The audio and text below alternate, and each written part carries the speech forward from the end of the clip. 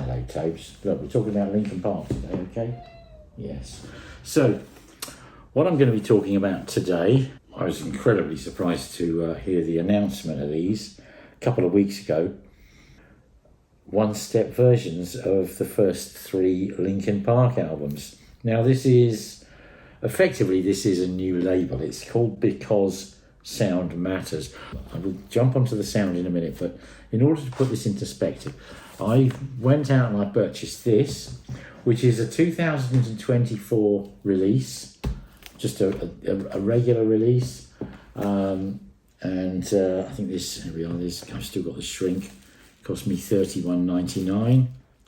And I also dug out the old CD, this is an original UK or EU issue CD. And as I say, this is how both myself and my wife would have known it for the last 20 years, to be honest. But I will talk about these and also the streaming version, because I want to sort of really put the sound quality of all 4 in context. But before I do that, I'm going to just quickly show you what you get for your money here. So, limited edition of 3,000. You get a really nice slipcase. I've left my shrink on just to keep it nice, but inside the slipcase, this really comes out nicely. There's a beautiful Stoughton cover. Same quality as you get on your, fancy Analog Productions reissues. Really, really beautifully produced. And if I show you this alongside the regular one, you can see it's quite a lot nicer. It really is quite a lot nicer than the regular issue. Okay, there's no question that you're getting a real premium feeling cover. Even down to the way the inner's pasted over and the edges are folded over. It's a beautiful thing, and you get exactly the same sort of inner lyric sheet as on the regular vinyl issue, and then this is the LP,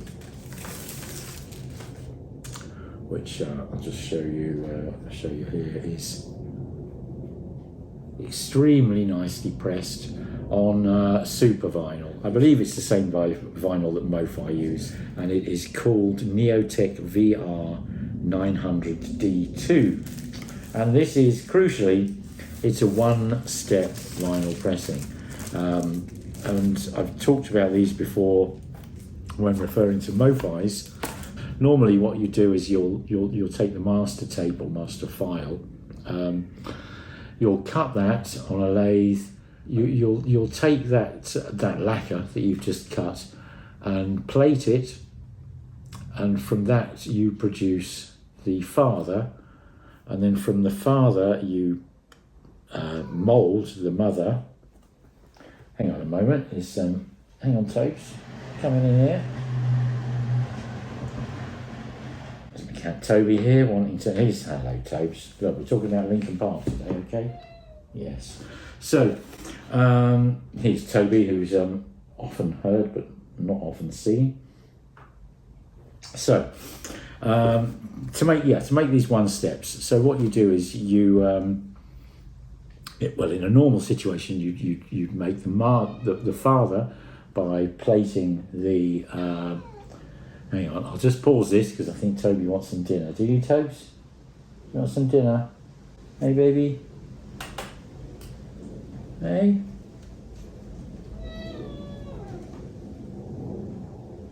Hey? Right. So to just explain the difference between a regular vinyl LP and a one-step vinyl LP, and I will have mentioned this before in various MOFI reviews, but you take the master tape or file or digital file, and from that you cut on a lathe a lacquer. That lacquer is plated to produce the father. A mould is taken from the father, and you can take more than one to produce the mother, and then moulds are taken from the mother to produce the stampers, and then the stampers will be used to produce the vinyl LPs.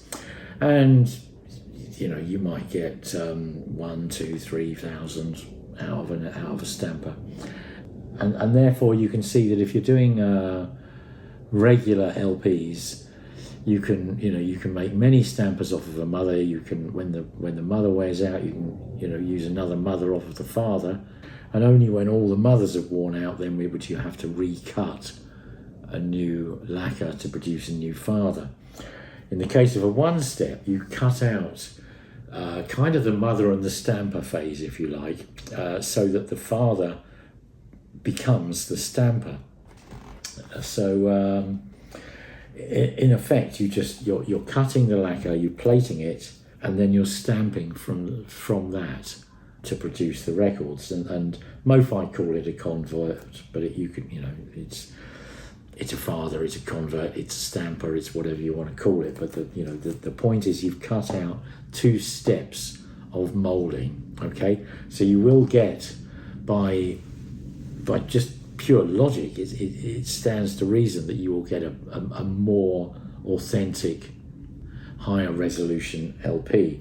The downside is, of course, after only a small number of LPs, you have to make a new lacquer and go through the whole process. And for that reason, these are more expensive and limited. And in this case, it's limited to 3,000 copies, and they sell for $100 or $99.98, which is actually pretty reasonable for a one-step LP, to be perfectly honest. Now, the interesting thing about hybrid theory, as I understand it, is it's a digital recording mixed on an analog desk. Digital mixing didn't come in for probably a decade after digital recording. So the original, if you like, version of the album, the master, that first final finished product, was an analog thing. And therefore, in my book, that makes this entirely valid as a high quality analog version, or to produce in a high quality analog version. So, it's digital recording, but yeah, I think there's good argument for the validity of producing this. Now, as I mentioned earlier on, I was only familiar with the CD, and funny enough, so was my wife Jo, who was quite a fan back in the day, whereas I wasn't, to be perfectly honest. So we dug out the old CD. We also went on to Qobuz to have a listen to it streamed, because I fully accept that's how the vast majority of people will hear it these days. What we also did was went out and bought the new 2024 release. Here's the shrink with a little hype sticker. Basically, it's a new 2024 reissue on yellow vinyl. If I pull that out, you can see the that catching yellow vinyl. Okay, so this was, what was it, £32, £31.99. What we also wanted to compare is the CD, because that's probably the way most people will have heard this over the course of the last 24 years since its released. I want to compare it with this, which is a standard £32 modern conventional release, and then the very limited, very desirable, but we haven't heard it yet, One Step, which is $100. Okay, now we have all listened to all of them now, to be perfectly honest. So what I'm going to do now is run through the different sound qualities. Okay, so we started off by listening to the stream, and as I say, I was using Qobuz. I used Audiovana Plus on a Mac Mini. I'll go through this because it is relevant, of course, because if you're streaming it on your phone and you're streaming it on a high-end streamer or whatever, will make a difference to the sound quality and therefore how it will compare with analog. So we're streaming on using Audiovana Plus on a Mac Mini, which was fitted with CAD ground controls, USB control, and also an Ethernet control, which are not inexpensive devices to really optimize the sort of digital replay, and they do make quite a vast and fundamental difference to audio performance, whether streamed off of a streaming service online or streaming it off of a local storage. I use a NAS drive and stream off of that as well. But anyway, streaming. We've played all versions, and then going back to the streaming and just judging it as it is. Basically, it's tonally it's nice and balanced.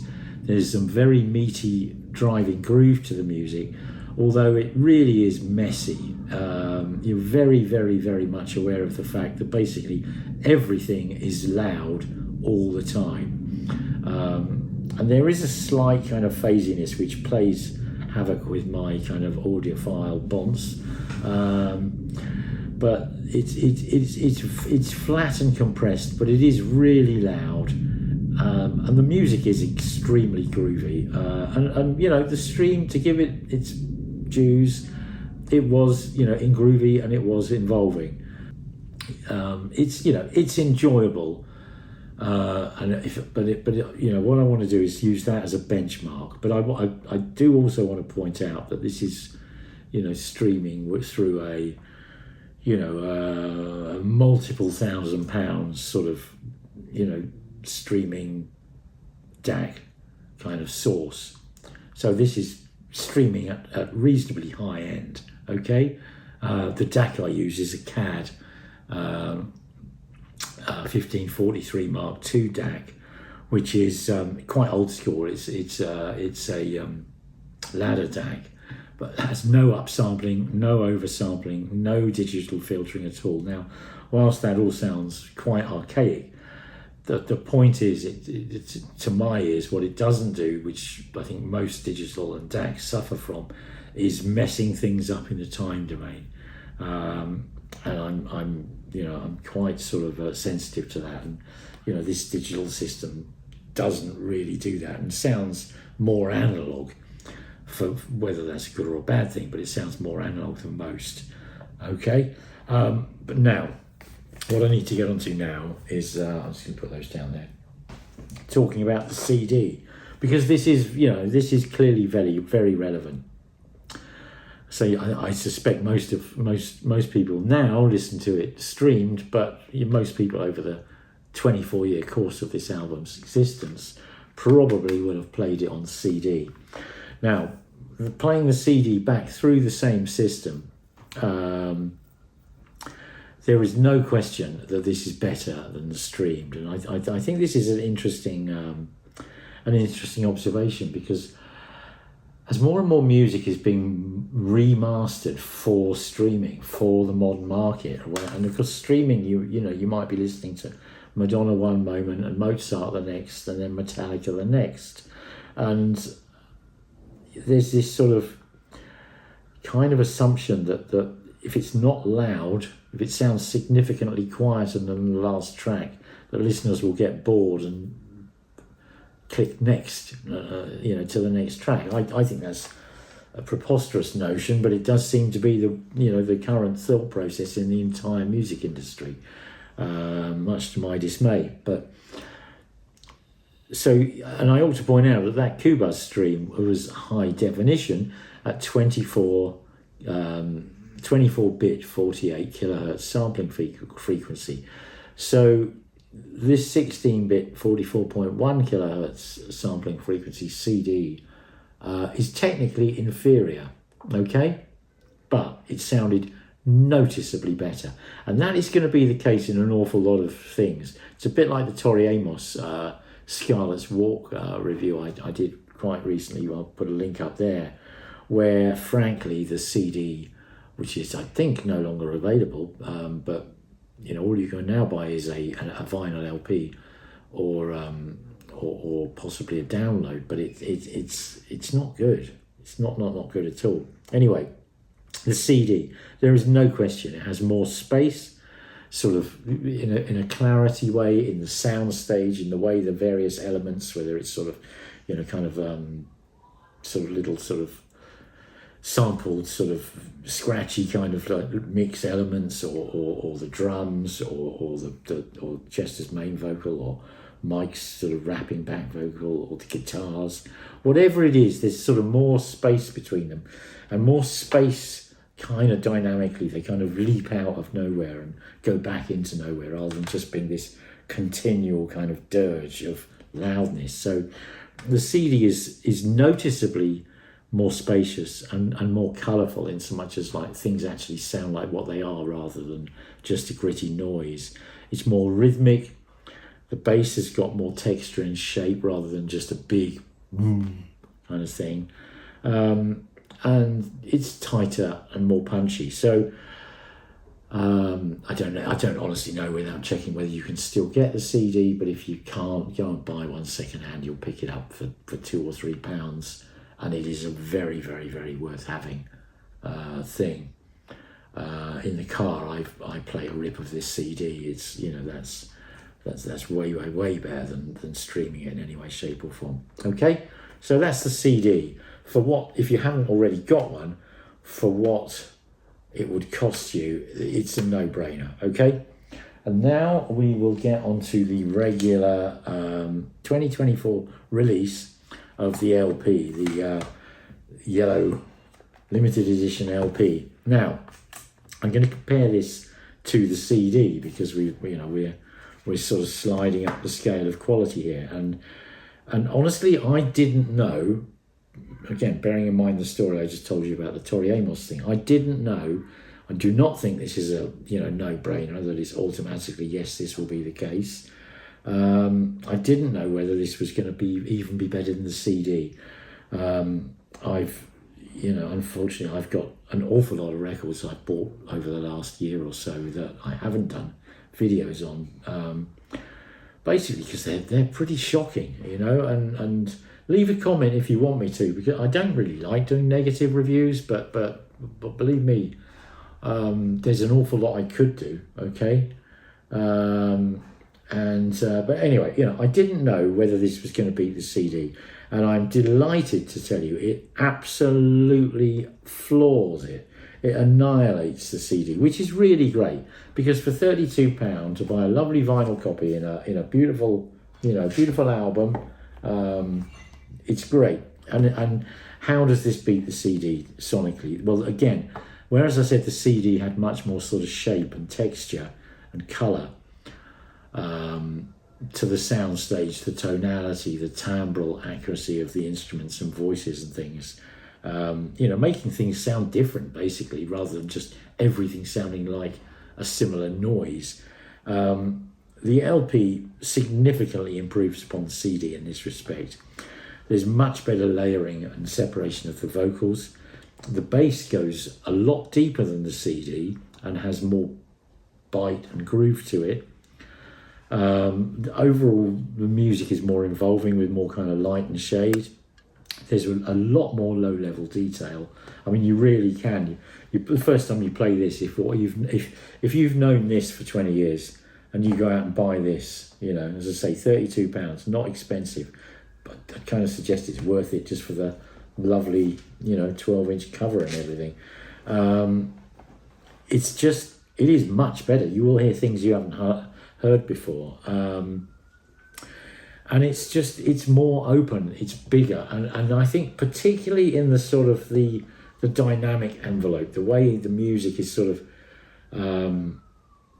I'll come back to this with the ones when I start talking about the one-step in terms of layering and sort of the sound stage and time and that kind of thing. But this one does time, it's a lot more foot tappy than the CD. I don't think, this is heavy, dirty kind of, I'd hesitate to call it grunge. I don't think anyone would, but it's that kind of thing. It's heavy. It is grungy, if you like. But this does not lose out. It's not like, oh, they've made it all clean and hi-fi and it sounds rubbish now.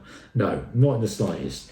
This is more involving, it's more exciting, it's more captivating. So honestly, this regular yellow LP is an absolute hit. Believe me, it really is. Which of course brings us on to, the One-Step. And as I've said before, you get this, lovely slipcase and beautiful cover. It really is very, very lovely. But it's very similar to the regular release. It is better, but it's not. It doesn't make in terms of what you're looking at with the cover. It doesn't really kind of shame the regular £32 issue.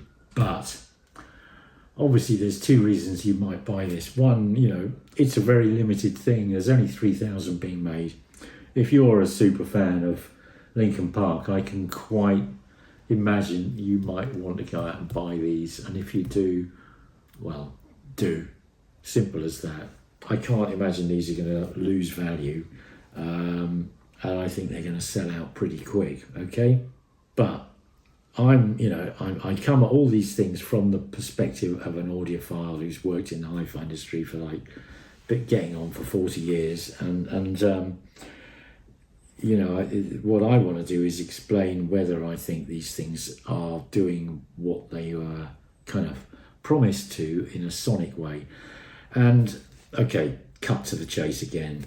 Yes, this does sound much more natural. There is a lot more texture, again, and detail, again, and more separation, again, and it sounds cleaner, again. So it's the more as we go from streaming to CD to the regular 2024 release to the One-Step 2024 release, in sort of every sonic thing that kind of matters, it improves. But I would say the difference between the regular CD and the CD and the regular vinyl pressing is a huge kind of dynamic kick and layering boost, and there's no question. I don't think anyone would find this less enjoyable than this. With the One-Step, it's kind of more in subtlety and layering and sort of the natural sort of soundscape, if you like, of the sound. And I mentioned this, and I will get back to it in just a moment. But it's not sort of before getting kind of esoteric on this. I will point out that the drums go deeper. The kick drums are harder hitting. They're more punchy. There's more weight. The voices are more natural. The guitars have got more bite. The drums have got more snap. So it's just on a pure, I'm not an audiophile, I haven't got a fancy system kind of mentality. Yes, this sounds better, okay? But if you have got an audiophile sort of high-end system, if you really are into that, then this really starts to open up in quite a surprising way. And I'll say in quite a surprising way because how this is produced is not going back to the original master tapes because Warner wouldn't let them out of the house, I believe. So they did a 24-192 digital rip of the original master tapes, and they sent that to Levi Seitz, who cut this, mastered it for vinyl, who cut this from that 24-192 file, okay? So you've got something that's digitally recorded, analog mixed, then it's digitized again, and then it's converted back to analog for cutting. That's an awful lot of, in my opinion, sort of unnecessary conversion processes, which can all screw things up, basically. So, I was definitely not convinced before hearing this that this was actually going to be any good. I was worried it was just a marketing thing to sort of fleece the super fan, so to speak. But no, it isn't. So first of all, in that sound, like I said, there is more detail. It's more natural. It sounds, the drums have got way more weight and kick and body to them, which of course, hugely increases the enjoyment of the that driving kind of power and force of the music. But whereas I said with this regular vinyl issue over the CD, you were kind of aware of sort of like in time, sort of doof doof doof doof doof doof, that sort of the sort of temporal kind of layering. It was just a massive upgrade. Okay, in this one you have that too, but what you also get is kind of like a three-dimensional, if you like, a horizontal layering where things go back in the mix and really, some of the sort of the sort of scratched, sampled elements. They'll be positioned, both in space like that, but right in back in the mix, and you'll have a sort of a clear sort of delineation, and then you'll have maybe sort of the bass and or guitars at another level of sort of closeness to you, and then the vocals, and it's really captivating because you get this sort of this phenomenal thing that's very, very impressive kind of this way in a time sense, if you imagine, but it's also very layered in this way, like a very, very good analog classical recording. Frankly, I have to say I'm impressed. So no matter how you look at it, it's working really, really, really well. Now, there's two things that came out of this, and the first thing is that basically by the time I'd listened to with my wife Jo, who I'd say is much more of a fan of this music, we listened to the CD, we listened to the stream, and the stream is not. I'm not saying it's bad. Obviously, any of you can go and listen to that. It's kind of what most people will know. But the CD is definitely better, without a shadow of a doubt. So anyone who is just relying on streaming, whether it's Linkin Park or not, if you've got a CD player or any way of playing CDs, or even as I do, rip CDs and then play the CD rip, do it. You will be surprised how much better they sound. Okay. But then, this vinyl LP, and that was, I had that a good couple of weeks before getting the One-Step, and I was really starting to get into the music by this point in time and really quite enjoy it, but it still wasn't, I don't think it was an album that I would have gone back to very quickly, but it was interesting, and I kind of, I quite liked it, but I think by the second time I played the One-Step through, I'm kind of listening to it in a, that whole kind of just assault on the senses, which the stream isn't here anymore. But it's the same music. It's, if anything, it's noticeably more dynamic. Okay, it's noticeably more punchy. It's got noticeably more kind of grooving, driving, pounding rhythms, but you just get to appreciate the quality of the performance and the arrangement and the composition, and it's left me pretty speechless, to be honest. I am 100% now into Linkin Park, to the point. The other two albums which they've released as One-Steps, which, frankly, I only bought this one because it's the only one I had any real kind of knowledge of at all. But I've, the other ones are Meteora, which was released in 2003, and Minutes to Midnight, which was released in 2007. And on the strength of this, I'm pretty damn certain that I'm going to go back and order the other two, because whilst I got this, really as an out of interest you know, partly kind of thinking, oh, just, you know, I'll treat this as an investigation, you know, for doing a video, really, just to sort of report on it. But it's been so absolutely enjoyable that I think, yeah, I want to get the other two, because this is well, it's already been played, you know, quite a few times. You know, this is a keeper for me, without a doubt. So on that note, because soundmatters.net is where you get these from. I think they are also selling them from some resellers. I think Acoustic Sounds have them, probably with a limit of just one per customer or one per address, because they are very limited. But $100 might sound like quite a lot for one single LP, but it is one single LP made as well as they can make it.